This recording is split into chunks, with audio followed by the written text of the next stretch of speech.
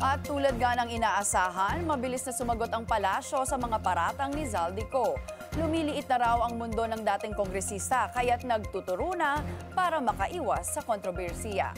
Ang detalye sa Politico Update ni Ivy Reyes. Bago ibuka ang bibig, patunayan muna niya ang kanyang mga paratang under oath. Ito ang paninindigan ng palasyo sa muling paglutang ni resigned Congressman Zaldico matapos ang ilang buwan nitong pananahimik sa issue ng flood control project. Hamon ng Malacanang, umuwi si Zaldico at harapin ang patong-patong na kaso nito. Dahil lumiliit na ang mundo ni Zaldico, kailangan niyang umiwas at iiwas ang sarili at mag-name drop kahit walang katibayan at laway lang ang puhunan.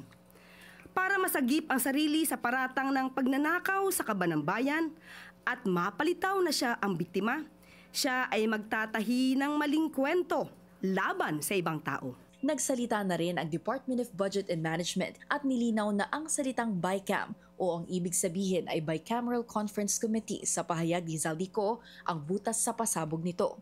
Paglilinaw ni DBM Secretary Amenah Pangandaman, wala ang ehekutibo sa proseso ng BICAM.